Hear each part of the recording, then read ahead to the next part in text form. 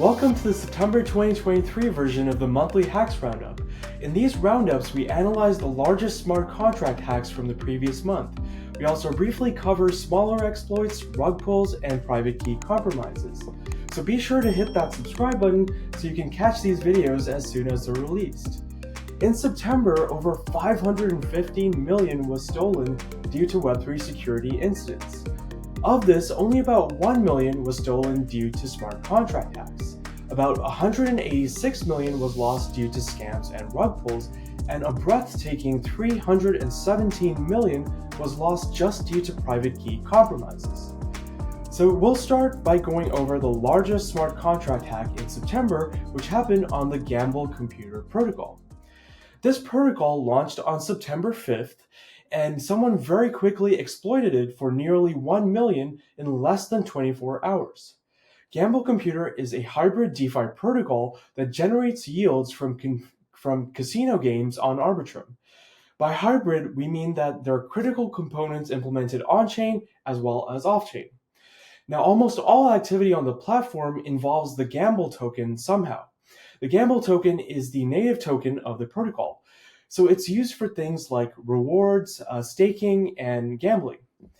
Also, GMBL Computer has a referral reward system. The way it works is that a referrer sends a referral link to a friend. If that friend then subsequently loses any money gambling on the platform, a fraction of those losses will be sent to the original referrer. Now, as we mentioned, GMBL Computer involves both on-chain and off-chain components. And a good demonstration of this is the withdraw function over here. Notice that the second parameter of this withdraw function is called proofs. And this parameter can actually only be generated by a centralized server controlled by the GMBL team. And so this is an example of what we mean by a hybrid protocol. Basically, this functionality cannot actually be executed without the involvement of these centralized components. So the root cause here was actually a flaw in the platform's referral system. Basically, people could place losing bets without depositing any funds. So they would have these losing bets without actually losing any funds. Now recall that anyone who refers someone else can claim rewards whenever that person loses funds. So in this case, the referrer was able to claim these rewards even though the person placing the losing bet hadn't actually put any money up front. So these rewards were actually being stolen from the protocol rather than being taken from the losses of whoever was referred. So the attacker started this hack by testing a small version of it with a small amount of GMBL tokens. Then they repeated the hack with larger amounts of GMBL, 10,000, 100,000, and so on. Once they were satisfied with the amount of GMBL they had received from the protocol, they swapped all this GMBL into USDC using Paraswap, and then they swapped the USDC to ETH using Uniswap v3. Now, after the hack happened, the GMBL team offered a bug bounty to the attacker. They invited them to return 90% of the funds, keep 10% as bounty, and in return, the GMBL team would not pursue legal action against them. So the exploiter did return about 235 ETH, which was about half of what they had stolen, nowhere close to the 90% mark. GMBL then published a detailed postmortem after the hack, and the GMBL team resolved to use much more thorough testing on future deployments of the protocol. Now, as we mentioned before, GMBL has both critical components on-chain and off-chain. And the smart contracts of GMBL were audited. However, the off-chain component may not have been audited. And it's critical for these types of protocol to also have the off-chain component audited, especially if it's doing critical validation checks that could prevent a hack like this from happening. Another few mechanisms that can be used to mitigate damage from a hack like this would be to introduce a rate limit on withdrawing funds, as well as a mechanism to pause withdrawals. So if you combine these with a real-time monitoring system, as well as fast responses, much of the damage could have been prevented because this hack happened over multiple transactions. So if freezing the withdrawals at some point could have prevented more losses. And finally, a more decentralized design could also help. At the moment, critical functionality hides behind this centralized server, and so it would be better for this validation to take place on chain. Let's move on to the balancer hack. Now, the balancer hack actually happened in August and not September, but at the time, we couldn't disclose the details because the protocol was still vulnerable. Fortunately, the protocol is now safe, and it's safe to explain the hack in detail, and so that's exactly what we'll do. Balancer is a decentralized exchange on Ethereum, and it supports many different types of pools, including stable pools, linear pools, and boosted pools. And these pools can be combined in many different ways. They can be nested and configured in all sorts of different ways. Now, Balancer was hacked on 27th of August, and about 1 million was lost on mainnet, and another 200K was lost on Optimism. So let's have a look at a typical Balancer pool. Let's suppose that this pool has a very large amount of liquidity. Well, that's great for swappers and traders because a large amount of liquidity results in low slippage. However, large pools are not as great for liquidity providers, and that's because only a small fraction of the liquidity they provided is being actively traded. So they're only earning fees on a small fraction of the liquidity which they provided. So Balancer developed linear pools to solve this problem. Linear pools let you swap from an underlying token to its yield-bearing equivalent. So let's take the example of DAI, which would be the underlying token. If you deposit or if you lend DAI to Aave, you will receive a DAI, which is a yield-bearing token. So this linear pool would have DAI and a DAI. Some of that would be reserved for trading in the form of DAI here, and then we would have a good part here of the pool, which is in the form of a DAI. So this ensures that even the part that's not really being actively traded is still earning fees. And so this is a great advantage for liquidity providers. And to even improve on this further, linear pools can be combined into a boosted pool. So a boosted pool is essentially a balancer pool which consists of BPT tokens from linear pools. Boosted pools allow for swapping between these LP tokens of the related linear pools. And the BPT token, which is the balancer pool token, can also be used to swap for the underlying tokens. Now, on August 11th, a white hat hacker warned Balancer Labs about a vulnerability. Generally speaking, the Balancer code is actually pretty careful to round in a direction that is beneficial to the protocol. However, there was an exception on this upscale function, and the upscale function was always rounding down as a gas optimization. At the time, the team thought that this is not really concerning because in order to abuse this rounding error, they thought that a prohibitive amount of fees and gas would be required. However, with linear pools, it turns out that there are certain conditions which makes exploiting this rounding error possible. So the first condition over here is that linear pools allow for the execution of flash swaps. So flash swaps are like flash loans, except they are loans are taken from the DEX pool, and this can be done as long as the appropriate amount of tokens are returned to the pool by the end of the transaction. And the attacker was able to use flash swaps to borrow massive amounts of BPT to facilitate the hack. Also, linear pools don't have fees when balanced, and so those assumptions about the fees being prohibitive may have been invalid. Next, linear pools also pre-mint infinite amounts of BPT for gas optimization. And so this allows the attacker to borrow massive amounts of BPT using that flash swap. So here's the exploit path that was discovered by the white hat hacker. So first, you would start by calling the batch swap function with the type given out. So when doing this, it essentially executes a flash swap whereby you're borrowing BPT, Balancer Pool Token, at a rate greater than 1. So this rate represents the conversion between the Balancer Pool Token and the underlying tokens. So since now the attacker has a very large balance of BPT, they can trade so much of it for the underlying token that the reserve of the underlying tokens are reduced almost to zero. Then the attacker crafts another swap to exploit that rounding error, and this will actually reset the rate of the BPT back to 1.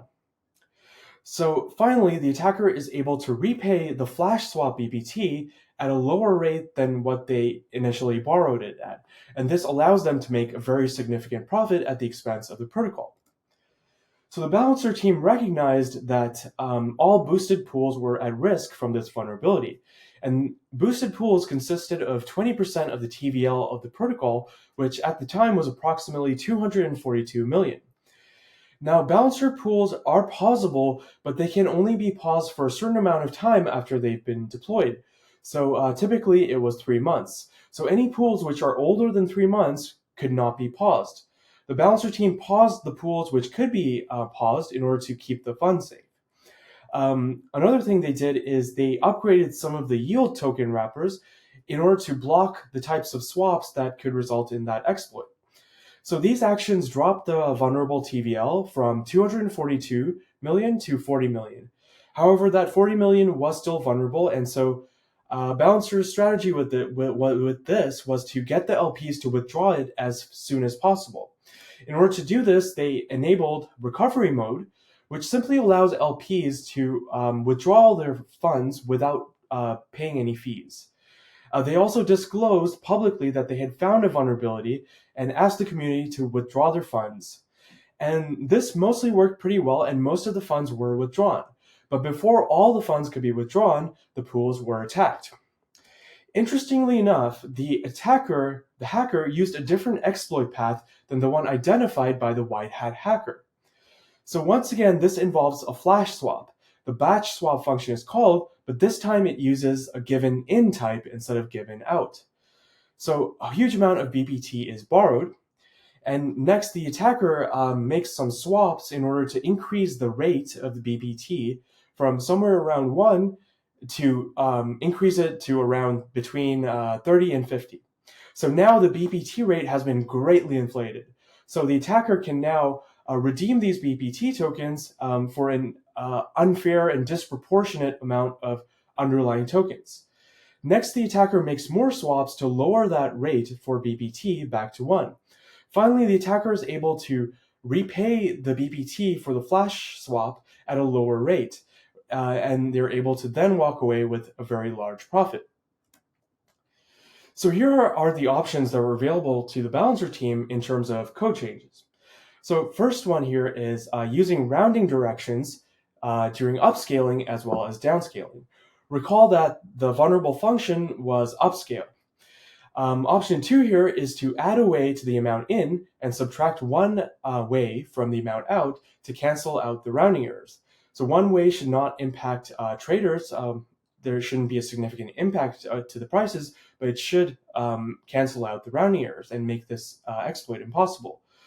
The next option here is to enforce minimum balances to prevent rate manipulation, such as the ones we've seen in these exploit paths. And the other option here is to add an initialize flag to prevent the rate reset. So in the exploit, the attacker actually reset the rate of BPT back to 1. And adding this initialize flag would actually prevent that from happening. So the balancer team is reconsidering the 3-month pause window.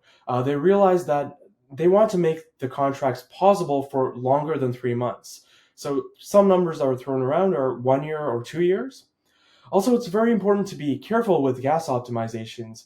Even very innocent-looking gas optimizations can introduce bugs which have very significant or devastating consequences. And this is particularly true when they interact with other parts of the protocol. Let's talk about some of the smaller exploits which happened in September. The first one we have here also happened on Balancer. But this was not a smart contract hack. This was actually an attack on the DNS service provider. Basically, the DNS service provider was compromised through a social engineering attack. This allowed the attacker to claim ownership over the IP addresses and reroute traffic from the Balancer websites. And then the attacker was able to inject malicious MetaMask prompts to fool users into signing malicious transactions and profiting themselves. Next, we have 0x0dex. This protocol was upgraded, and the upgrade introduced a new withdrawal function. And the withdrawal function involved 2 different types of withdrawals. Unfortunately, the states were not updated correctly, and so the attacker was able to call this function with alternate calls to this function with different withdrawal types in order to withdraw more funds than they should have been able to withdraw. Yet another DEX was hacked on Ethereum for 30K, and this one had an initializer function which was completely unprotected. And so the attackers simply called the initialize function, took control of the contract, and withdrew all the funds. Then we have DApp Social, which suffered a classic underflow error, and this was related to the withdrawal of the token lockup contract. CoinHub.mn suffered a false top-up attack. Interestingly enough, this was the same attacker as the Lido false top-up attack in the previous month. There were a bunch of rebasing attacks on similar contracts in September, and these all happened on forks of Olympus DAO, including Floor DAO, Heaven's Gate, Jump Farm, and Quantum WN. So these contracts all have this rebasing queue for staking rewards. And since the protocol was inactive, this rebasing queue quickly became very stale. And this resulted in huge token distributions to stakers for subsequent epochs. Another problem here was that there was no cooldown between stake and unstake function calls. So basically you could stake, claim rewards, and unstake. So you would get rewards without staking for any significant amount of time. So the attacker took a flash loan of the token, fully staked it, they triggered the rebase mechanism to receive the rewards, and finally they just unstaked their tokens. There were also a whole bunch of flash loan exploits on the Binance Smart Chains, which manipulated the reserve of DEXs. So the way these exploits typically work is that one of the reserves of the pair in the DEX contract is made to be really small, and this allows the attacker to make a very asymmetric swap where they swap a small amount of tokens for a very large amount of tokens, and thus drain liquidity from the DEX pool. So private key compromises accounted for most of the funds lost in September. And the largest incident by far was the Mixin network, which lost 200 million due to compromised keys. Mixin is a distributed ledger that supports cross-chain trading. The way it works is that users bridge their funds to the Mixin networks by sending funds to deposit addresses on various chains. Mixin also maintains hot wallets separate from these deposit addresses. Now, the private keys of these hot wallets are stored in a cloud database, which was compromised. While we don't know exactly how it was compromised, here are some potential attack vectors for compromising a database. So one possibility is the compromise through network. So for example, this could happen if you are able to access a database through an incorrect port or through an incorrect protocol. Also, improper access control could lead to a problem like this. For example, if you have an application that doesn't need to access the private keys, then it shouldn't have permission to read those values. Encryption at rest is also critical. This should always be done for sensitive data, such as private keys. It's also critical to handle connection strings securely, because if these are compromised, then the attacker could have a great deal of access to the database. This also highlights the benefit of decentralized networks, since the keys in decentralized networks are not stored in a single location. And so the damage would be not as bad if one location or one key was compromised. Next, we have CoinEx, which is a centralized exchange based in Hong Kong. The private keys of the exchange's hot wallet were compromised, leading to a loss of 50 to 70 million. These hot wallets were actually across 13 different chains, so funds were stolen from 13 different chains. And it turned out that the hacker's address was connected to the stake.com hacker's address. And it has been confirmed that the stake.com was hacked by Lazarus. And so it's more than likely that CoinEx was also hacked by Lazarus. CoinEx is currently upgrading its security and wallet infrastructure to prevent this from happening again. Next, we have stake.com, which was hacked for 41 million due to the compromise of private keys. Stake.com is an online crypto casino. The private keys that were compromised were on 3 different chains: Ethereum, Binance Smart Chain, and Polygon. The team responded publicly about 3 to 5 hours after the hack, and the FBI confirmed that it was the Lazarus group that was responsible for this hack. Next, we have Fortress or Trust Fortress, which is a crypto custodian. Now, Trust Fortress's wallets were actually compromised through a vulnerable third-party integration. The private keys of these wallets were actually maintained on Fireblocks. And Fireblocks confirmed that an automated authorization was configured for the database. So a combination of this vulnerable third-party integration and this automated authorization led to the compromise of these private keys. Interestingly enough, Ripple had planned to acquire Fortress even after the hack, but at some point they decided not to.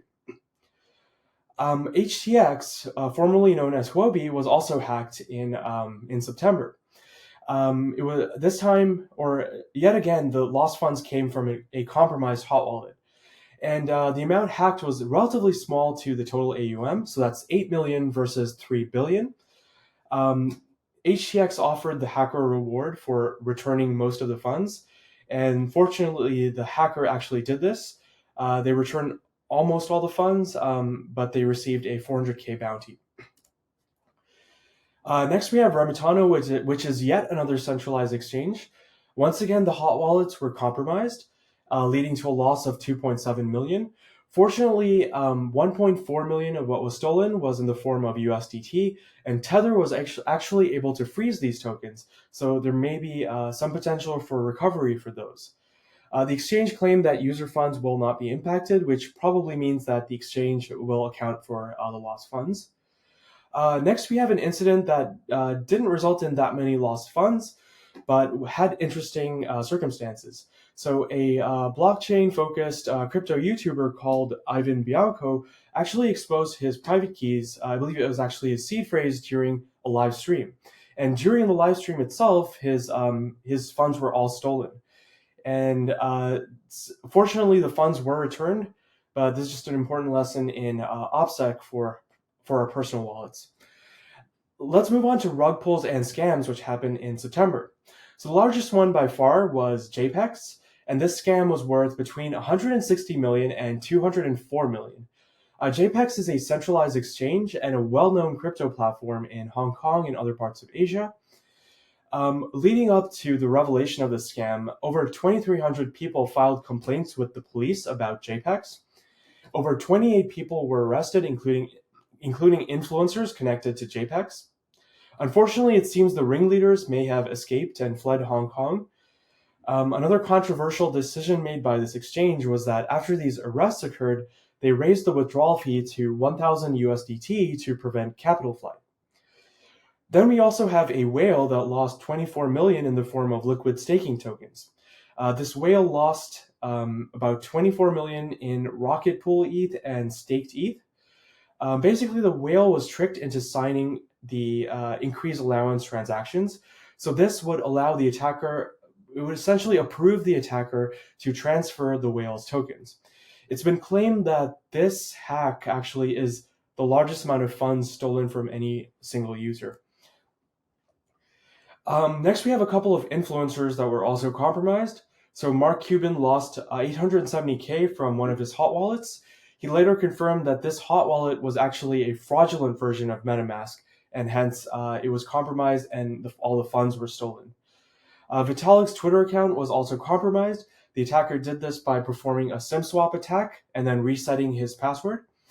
The attacker then used his account to post a malicious link. Users interacted with this link, went to this link, interacted with it, with the website, with their wallet, and ended up losing their funds. And it's important to realize that even if you don't use SMS as your 2FA, which you never should, you may have to explicitly disable SMS for resetting the password. Otherwise, it can effectively have the same consequence. Let's talk about some of the trends we've seen in September. Over 3 hacks involved bugs in withdrawal functions.